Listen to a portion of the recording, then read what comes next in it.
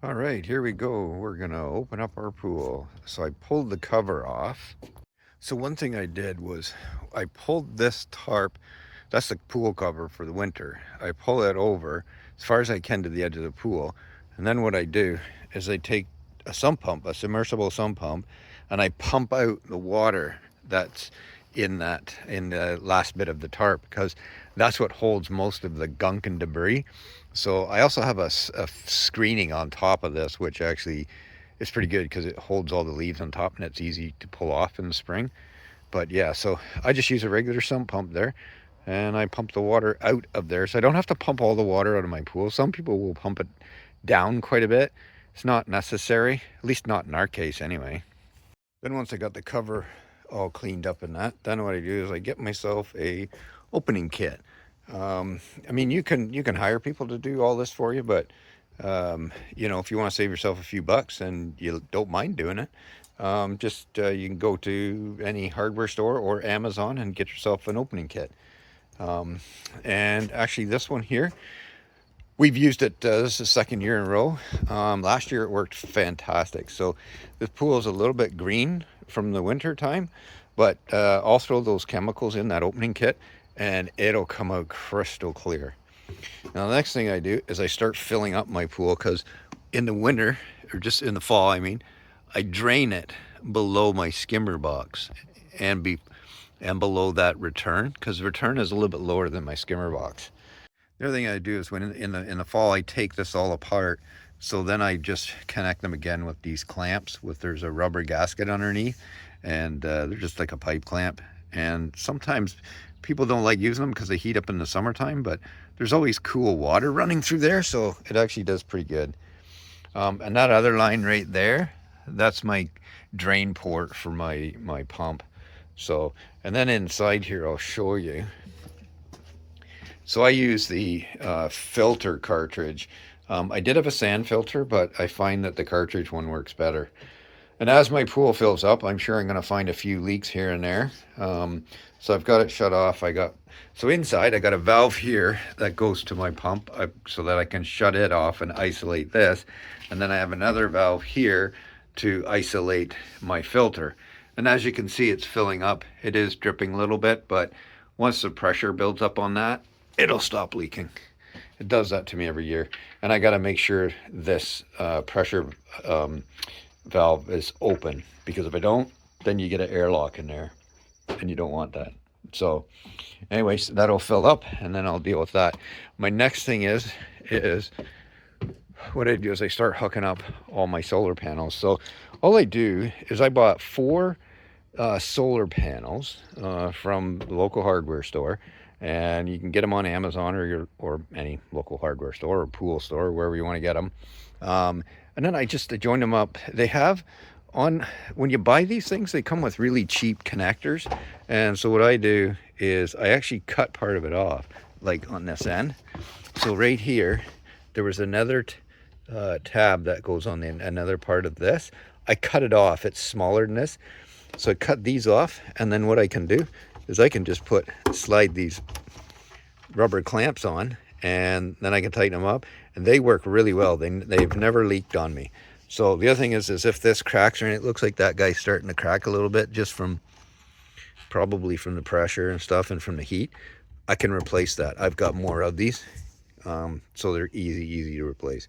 And I don't get any leaks out of this. And I put this up on my roof up there, because it's a metal roof and it gets super hot up there. So then these panels work pretty good up there, and I plumb it all with PVC pipe from there all the way back. It goes underneath my deck here and goes back over to my pool house. So, and these heaters, they work pretty good. You might gain another 5 degrees maybe than you would if you didn't have them. So they work good. You can get different ones. You can get different kinds. But what I do is I put two 2x4s, or 12-foot 2x4s, and I screwed a board on the end, so then it acts as a whole frame. And then I just put these guys, I put a strap on them and put a screw and that holds the strap in, and then I just set it up on my roof. that thing there, it'll never blow off. It's a low slope roof. If it was a high slope roof, I would screw it down. But in this case, this thing is hundreds of pounds whenever it's filled with water. So it's not going anywhere. And then, yeah, I just set it up on top there. And then what I do is I have one pipe here. So this one here, this guy comes from my pump, and it's a 1-horse pump in the pool house, and it pumps the water up on top of that roof there, no problem. So if you have a 1-horse pump, that works great. I don't know if I'd go any less than that. So yeah, and then I have this one here actually is my return that comes down back underneath the deck and then comes up, and I put another pipe extension on there, and I put it down inside the pool, and I run it down as low as I can.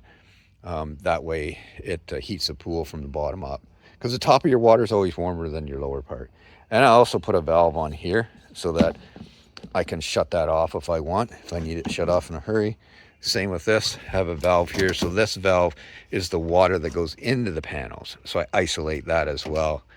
And as well as I have one on the far side here. I'll show you. So right down here, I have that one there. So I can isolate it so that it doesn't go up there. So I can have it so that it actually goes into the pool, right into the return valve, or I can run it up to the solar panel, or run them both. I typically run them both. And yeah, there's enough pressure on the pump here. So I'll show you. So actually my pump isn't 1 horse, it's actually 1.5 horse. So maybe that's why it does such a good job. I also have a second pump on the shelf here, a used one that works, so just in case that doesn't. So, and we'll get into cleaning that out later. And this here cartridge is fantastic. It's so easy. There's this sleeve here, you just turn it off, pull the big huge filter out, take it out, and hose it off every couple of weeks. Lasts a lot longer. So anyways, that's what we do to get our pool up and running. If you have any questions or comments, feel free to throw them in the comment section below. And yeah, I'd love to hear what you guys are up to and how you guys open your pool for the summer. This is what we do. We keep it simple. So it took me a little while to set it up and get everything so that I can isolate all different things. I also take it all apart in the fall too, because I want to make sure that I don't get any frozen pipes, because that would be a disaster. So anyways, in another couple days we'll be swimming. All right, have fun opening your pool this year. And this is what it all looks like whenever she's nice and clean. After you've done your spring opening kit and you've vacuumed out your pool, cleaned it all, you will have to regularly check your pH level and chemical levels, and you'll have to vacuum it once in a while, because sometimes the pollen and stuff is really bad in the spring and it settles to the bottom of the pool, which happens in ours. It does get picked up by the skimmer a lot, but it still does settle a bit. I've also got a second return valve here. It's not beautiful, but it works great because it comes down off of the roof where the solar panels are, and it brings down heat because the steel roof provides a lot of heat for this pool. So it'll raise this pool up probably 10 degrees when the sun is shining. So anyways, there you go. All nice and crystal clear. That's what your pool should look like when you're done opening it. All right, have fun. Get in now for a swim.